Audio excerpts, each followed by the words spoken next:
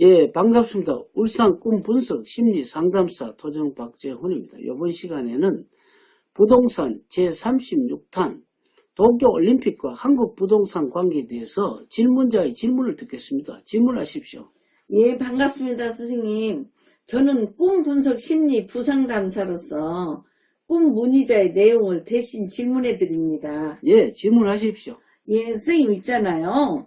2020년 7월 24일 날 하고 8월 9일 날 도쿄올림픽 17일간 그렇게 올림픽을 하지 않아요. 예, 그래, 한국 부동산에 영향이 있을까요? 영향이 있습니다. 왜 그러냐, 일본은 북은 아닙니까? 네네. 옛날 전번에 우리가 지난해 평창 올림픽이 있지 않습니까? 네네. 겨울 올림픽 때도 일본하고 연관이 있습니다. 왜 그러냐면은 옆에서 우리가 연기가 나면 밥하듯이 네네. 연관이 있고, 일본 부동산업, 일본에서 많은 사람, 동경 올림픽 정도 하면 돈이 세알일 수 없는 돈이 많이 들죠. 예, 예. 우리나라는 원래 4월, 10월 또 선거가 있고, 또 7월 달에 17일간 세계인들이 다 모여서 동경이 또 모이지 않습니까? 네네. 그럼 어떻게 되면 돈이 많이 몰리면 부동산 경기가 들썩이죠.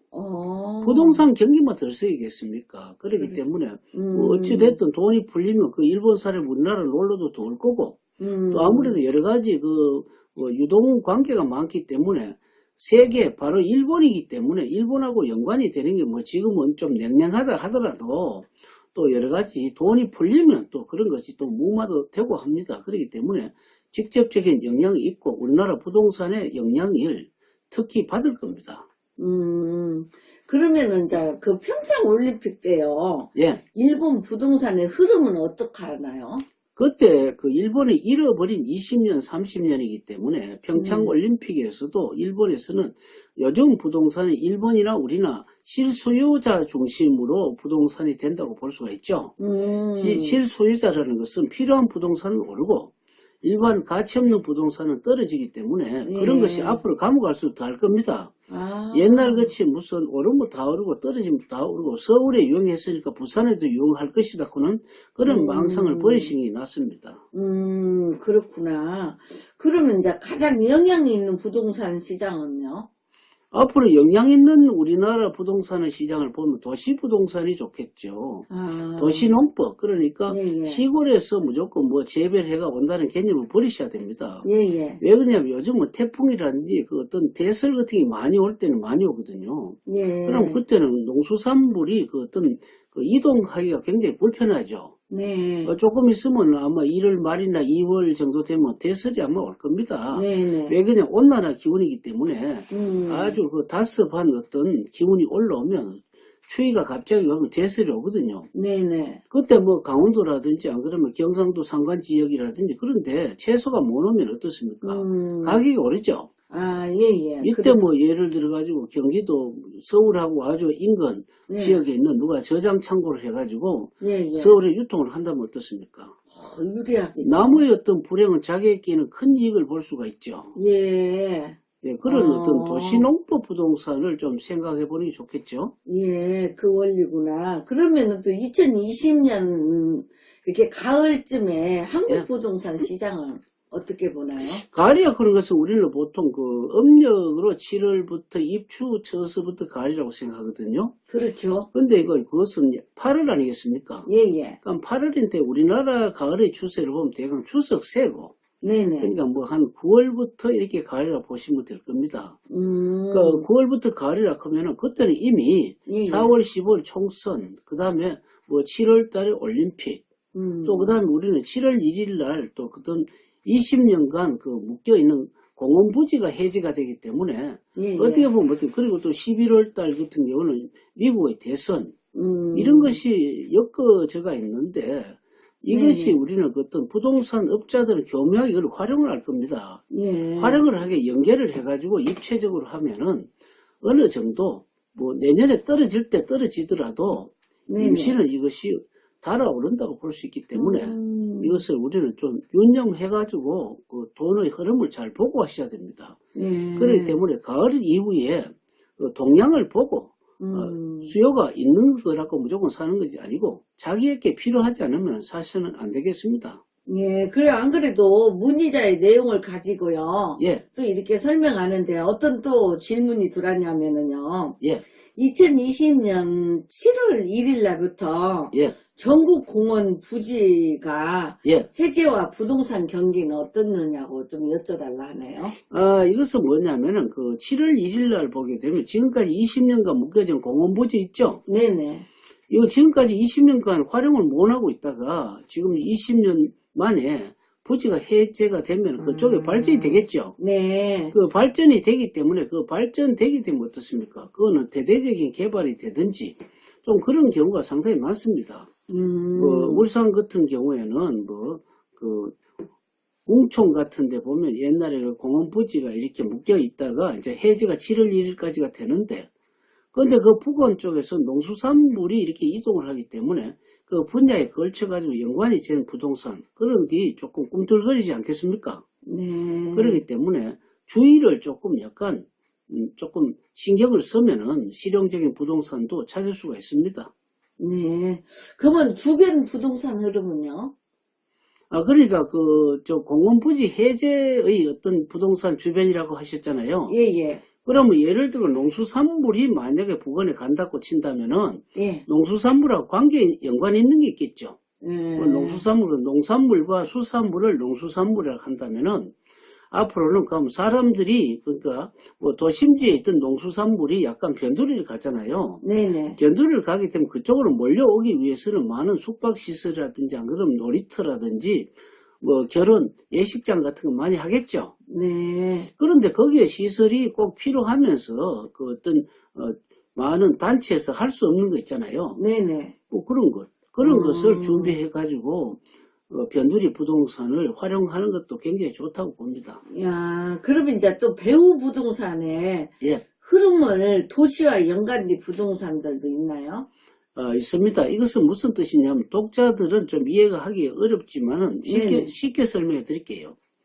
우리가 일반적으로 부동산 같으면 뭐 땅이 뭐 땅, 산이 뭐 산을 그냥 툭 던져놓고 살고 있지 않습니까? 그렇죠. 그래서는 안 됩니다. 왜 그러냐면은 그 땅이면은 자기 그 땅을 안고 있는 그 지역 있잖아요. 예. 도시하고 많이 떨어지면 안 됩니다. 왜 그러냐면 어차피 도시 사람이 살아오지 않습니까? 그렇죠. 출입이 너무 멀면 안 되죠. 내가 산 부동산이 100 이상 된다니 그렇게 해가지고는 갈 수가 없지 않습니까? 예. 그리고 그 같은 병이라도 도시 그러니까 뭐 울산 같은 부산 쪽으로 내려가는 길이 있다든지 이렇게 하면 좋은데 무슨 밀양 쪽으로 산 구를 지나가 간다든지 이렇게 하면 좀 곤란하죠. 그렇기 때문에 왜 그러냐면은 도시와 도시 사이에 있는 부동산을 배후가 있는 부동산이라거든. 배후란 뒷배가 있는 부동산이라고 보시는 건데요. 왜냐하면 이것은 부산서 발전해가고 울산서 발전하는 마주치는 분야이기 때문에 발전할 수밖에 없잖아요. 이걸 배후 도시에 연관된 부동산이라고 볼 수 있습니다.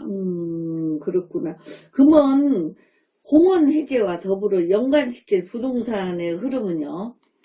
그러니까 앞에도 조금 중복된 그 질문이고 중복된 답변이 되겠는데요. 네네. 공원 부지 그러니까 20년간에 우리가 그 어떤 그 흐름이 끊겼던 것을 연결하지 않습니까? 네. 그러면 그 연결을 할 수 있으려고 하면 도로가 우선 많이 뚫히죠. 네. 도로가 많이 뚫히고 그 다음에 그 어떤 산 있지 않습니까? 네네. 그 산 넘어 그러니까 뭐 예를 들어 산 넘어 도시가 있다 그러면 그것을 굴이 분명히 뚫힐 겁니다. 네. 그럼 굴이 뚫히면 산이 끝나는 지점 있잖아요. 네네. 끝나는 지점 쪽에 어떤 잘하면 개발이 될 수 있겠죠.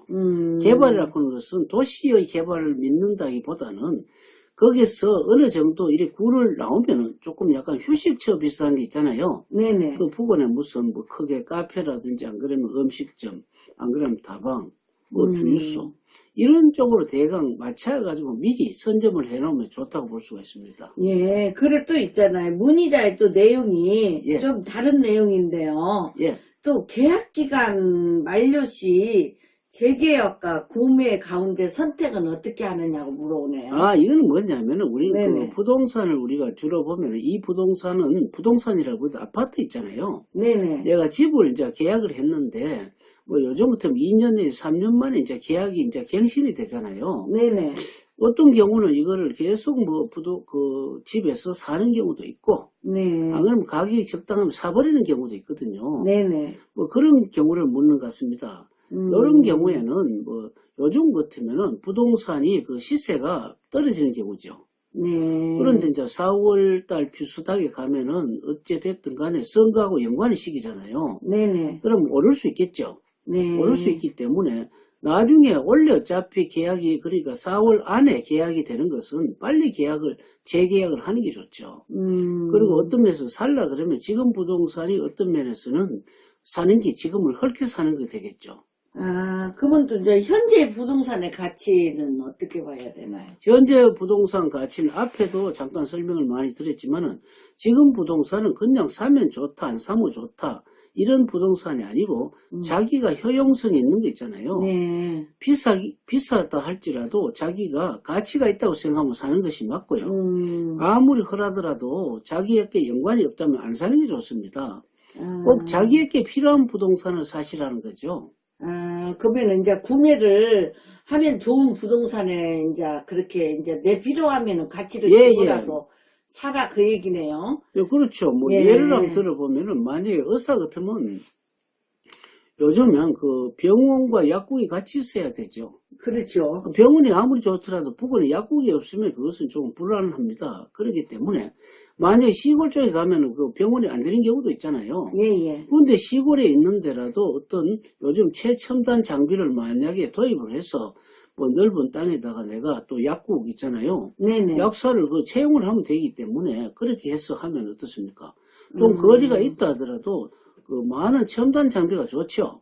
예. 그 얼마 전의 일입니다만은 우리는 그 자동차가 고장이 났는데 네네. 한 집에 가서 수리를 했는데 또 고장이 났습니다. 예. 근데 한 곳에 가니까 장비가 좋아요. 예. 장비가 좋으니까 어떻습니까? 사람 엑스레이 찍듯이 여기가 고장 났네고 금방 아니까 예예. 돈이 몇 푼 비싸도 어떻습니까? 거기 다시 고장 날 염려가 없죠. 예예. 마찬가지입니다. 부동산도 앞으로 지적해주는 부동산이 있어야 되겠고 모든 것이 장비가 말해주는 것이지 일반적으로 자격만 갖고 있어가 되는 게 아니고 땅만 갖고 부동산만 갖고 있어서 돈 버는 시대는 지났습니다. 예. 근데 이제 좀 문의자 내용이 또 좀 비슷한 질문인데요. 예. 구매를 해서는 안 되는 부동산은 어떻게 보나요? 구매를 해서는 안 되는 부동산은 필요 없는 부동산이지 않습니까? 네네. 옛날 같으면 묻지마 뭐 무슨 투자법 있죠? 네네. 뭐 누가 뭐 기회 부동산이라든지 이걸 사놓으면 개발이 될 것이다. 그 막연한 기대. 네. 그럼 선거 이후에는 분명히 오른다든지 이렇게 생각하지 마시고 예예. 차라리 선거 이후에 떨어지는 부동산 있잖아요. 네네. 그런 것을 잘 주워가지고 자기에게 보석을 만드는 게 더 좋겠죠. 아, 그렇구나. 예, 그래요. 아무튼 간에 다방면의 부동산에 대해서 설명을 잘 해주셔서, 예, 수고하셨습니다. 예, 그러면 다음 시간에는 다른 내용으로 또 여러분과 대화를 나눠보겠습니다. 감사합니다.